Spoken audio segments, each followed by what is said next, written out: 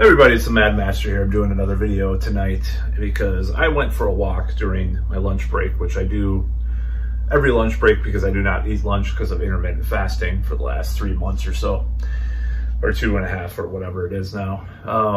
And I got to thinking about certain things that ex-girlfriends have said. I just wanted to do this because it's just an analysis of something someone once said to me as they were breaking up with me.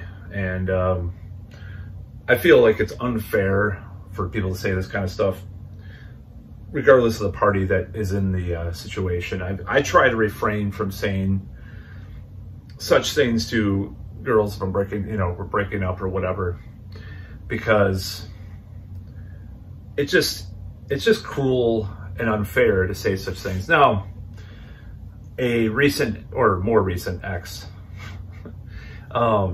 I did say that, I wasn't completely attracted to her in every way when we broke up.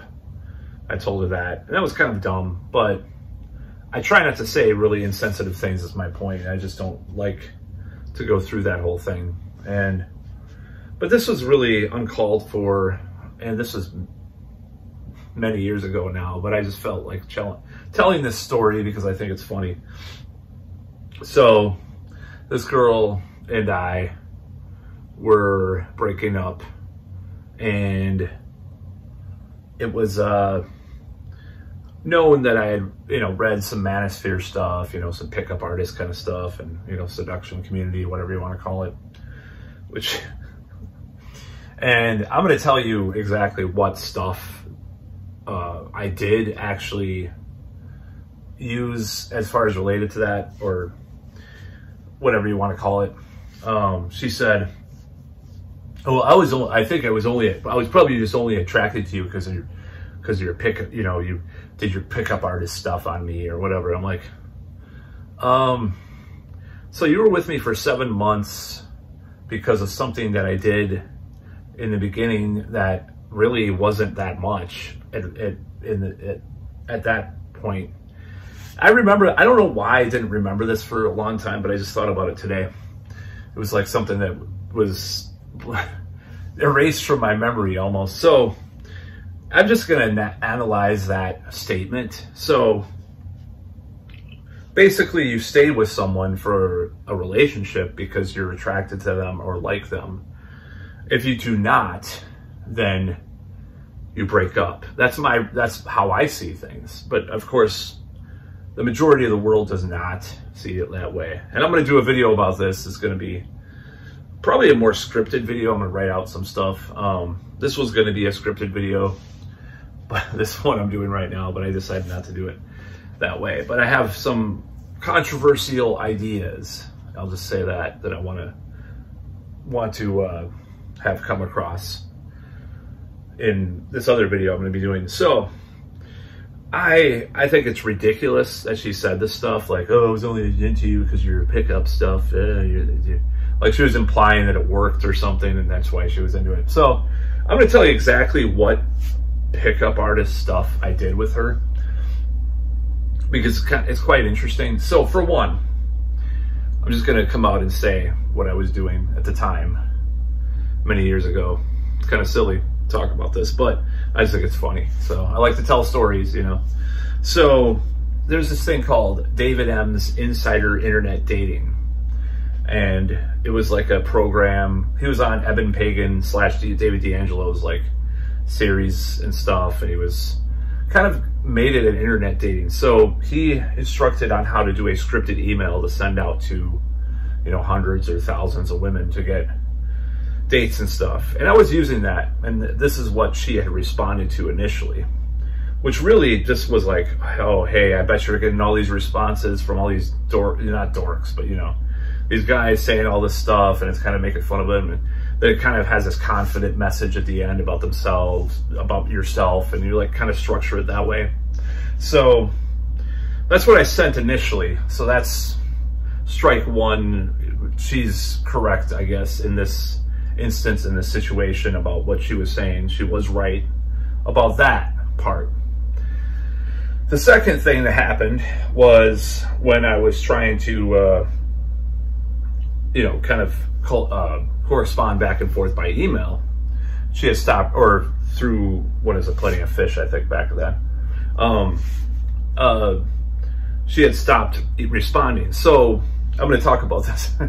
So this guy, Jeffy, is very controversial, Real Social Dynamics, it's kind of a controversial company. I watched this thing where he talked about, like, if a girl's not responding, be really funny, like, in this, like, message. Like, he called this girl, well, he wasn't saying that, but it was something he did. This girl wasn't responding, so he called her up and started singing Total Eclipse of the Heart, or playing it on her voicemail or whatever. And, like, overacting like how much he missed her, like it was a joke. Since I'm a comedic person, or try to be, I found that pretty alluring, this concept. So what I did, instead of doing the same thing, is I used the tool that he gave. And instead of that, I sent her a Jan Terry video. I don't want to lose you tonight, you know, this makes me think of you, you know, blah, blah, blah. So that was the second PUA thing I did.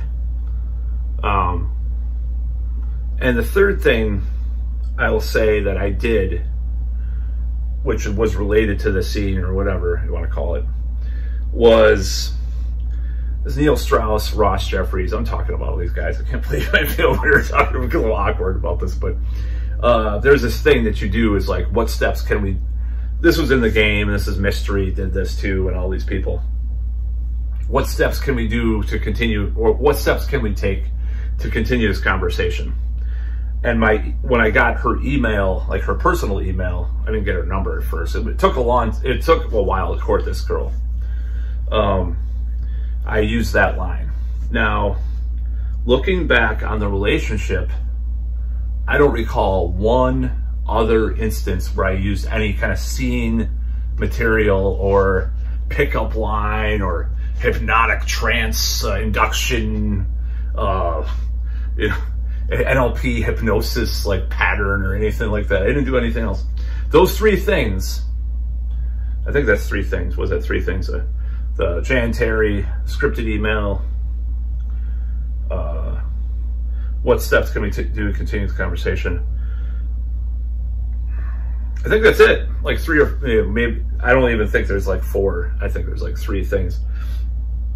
So when she said that, it's like, well, you went out with me for 7 months. All I did was three things in the very beginning. I mean, it's not like you had to like go out with me or something. Like, just, you know, I think women like to make excuses for themselves and their guilt, and like backwards rationalize their actions. Well, people like to do that in general, of course. I don't like to do that, because I like to look things in the eye and see why I did things and why I think of things. But a lot of people are bad at self-analysis. Like, she was scared of psychologists and stuff, and like going to see a shrink, and for her problems, she was like afraid of it and stuff. And like a lot of, actually several girls I've dated have been like that. So it's like, okay, so you're saying this to me. It's just so, just rude. Like, oh, if it weren't for the pickup stuff, you wouldn't have dated me. I mean, come on, you know. I mean, okay, yeah, I got that Jeffy thing, and was like, that was the one thing that I would have been like, I think I would do something now today by my own volition, as far as that goes. Like, I would never, like, I would independently think of something like that, you know, because the thing is about all this stuff, about the pickup stuff, quote unquote, it's supposed to become part of your identity. It's supposed to change you as a person. You become this person that is naturally like that, naturally funny and cocky and all this stuff. That's what is supposed to happen, even, you know, you're using these training wheels of all these techniques and patterns and all this stuff. So that was one thing that bothered me, because I probably would have thought of that if I in a certain mood, you know, something like that, the Jan Terry thing, the Jan Terry thing. But yeah, that was partly inspired by Jeffy, I guess, you know. But it's like, was there any other part of the relationship? That's, you know, how many minutes is that out of the whole relationship? How much percentage of the relationship was that? Probably about 10 minutes of time out of 7 months or 7.5 months or whatever it was. And yet you're going to say this shit to me about the pickup artist stuff. Fuck you, you know? And I don't know. It just makes me mad. Just a little rant about that. I think it's pretty funny to think about that many years ago to, you know, analyze the idea that I'm just like this empty robot that has no personality of his own, has no volition, has no taste or style or creativity to be able to go on a date with someone and amuse them naturally. Oh, well, how much of that was me? Mostly me. The only I mean, okay, so maybe, okay, I'm trying to think of anything else. I don't think I did the hands off the merchandise shit either. I mean, there's this saying where a girl's touching you, like, that's $5. I've done that at bars, but I've never done that with like a date. I don't think I did that with her. So it's stupid to say, oh, the only reason why Matt got that girl is because he had the pickup artist material. And for her to say that, it's just so stupid, so dull and dumb. And, you know, my ex-girlfriend, my most recent ex-girlfriend, basically knew I was, you know, I had an interest in some of that stuff. She's like, see, you didn't have to do that with me. You didn't have to try it, that, you know. She knew that I wasn't doing that stuff, and she's like, oh, you don't need that stuff. So kind of the opposite of what that other ex said. But either way, it's really stupid. I mean, I think people learn things in society and culture. That's part of the whole thing. It's like, okay, well, someone's been doing stuff since they were 6 years old. Okay, well, as a 24-year-old supposed to not learn what a 6-year-old comes naturally to an adult that's also 24 years old that they learned at 6. You know, it's like these debates, these ideas of personality change and, you know, being yourself. What is the self? Is there a self? Is there a you know, all these ideas have been debated to death in this type of subculture, these types of subcultures, because like the postmodernists would say it's it's all socially constructed.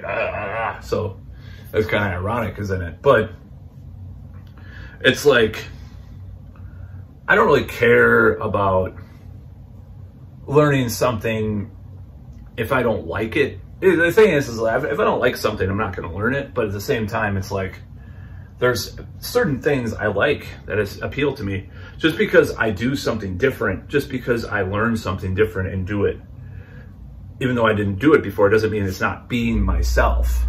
You know, just because you're doing something different in life doesn't mean you're not being yourself. You're being yourself still. No matter what, you're being yourself. I mean, Cher's being herself with all the plastic surgery she's had. I mean, shit, you know, or Madonna's new body or whatever. I'm talking about all these old, I'm trying to think of more modern equivalents to that and modern people, but I sound like Steve Hoka a little bit talking about like Ellen DeGeneres and stuff. I don't know if you know who Steve Hoka is, but just these videos like mentioning all these like old school 90s people. You're too old to be on YouTube talking about stuff because like you're mentioning all these cultural references that nobody knows anymore and shit. I'm just saying, you know. But Madonna is a good example actually of some people do know who Madonna is. But yeah, it's frustrating to think back, and when people said that, you know, this girl kind of was apologetic after a while, you know, but it's just like that kind of stings, you know, and thinking about that I'm just like this automaton that, you know, somehow I got lucky because I read this stuff and did this stuff to you and tricked you. It's like I didn't trick her at all. I just said what I did. And I could even read my scripted email from back then because I still have it. I've used it more recently. I don't use it as much because I don't like online dating anymore. But, you know, it's like, and, you know, and women can sniff that out. My most recent ex knew that I sent her a scripted email. I don't know about scripted. I don't like scripted emails anymore though, because I don't like online dating anymore. But, you know, I was using a scripted email. It works some of the time if you really hammer at it. What else are you going to do? Spend like 5 hours sending like 20 messages to various women and then, you know, a year later maybe have a date? That's how bad it's gotten, you know? That's how bad it's gotten, or that's how bad it even was back then. It still was hard to get dates. It just, you had to hammer it out. You had to go, when my peak years on Plenty of Fish, I was sending probably, 400, maybe about 800 a month, 800 emails. So, 400 to 800 a month, I would say, maybe, if I really think about it back then. And I had dates, I had girlfriends and stuff, but it takes a lot of time. And it's like, people think, well, you should just be yourself and just send a nice email. You don't know shit, You don't know shit. People don't know anything about anything. They're just based on their own biases and their own prejudices and their own life experiences that have nothing to do with anything that I've lived, So I don't really care about the idea that I sent a lot of scripted emails through the years, because it's like, what else are you going to do? I used the same one from David M's Inside Internet Dating. And this product, I didn't get it in 2007, but it came out in 2007. And it's probably antiquated now, obviously, but like, it was a very effective tool for a while, and it was something that I liked using. There was other stuff that he suggested that I thought was stupid, like writing your profile like it's a escort service, like kind of language and stuff like in your profile. It's like, well, that's really stupid. But just some of the stuff was kind of dumb. But overall, it worked. It did work. I mean, that's one thing that did work for me. The internet, the online dating thing did work for a while. I mean, maybe it didn't work as much as I wanted it to, but it did work, I could have just sat on my ass and did nothing. But yeah, if it weren't for the Manosphere, I probably would have never gotten into that stuff and into David M's Inside Internet Dating, and I probably wouldn't have had, I don't know, I probably would have been married to someone that I probably hated now, and I feel bad, because I'm alone and stuff, but it's like, I would have been with someone that I would just settled for and felt like shit. I'm going to do a video about this whole concept though, because I have a lot of opinions about this, and I know people are afraid of it. People are very, very defensive, especially women. They hate this idea that I have about this stuff. And that's fine, because I stand by my opinion. So I'll probably write that one out, but that's about all for tonight.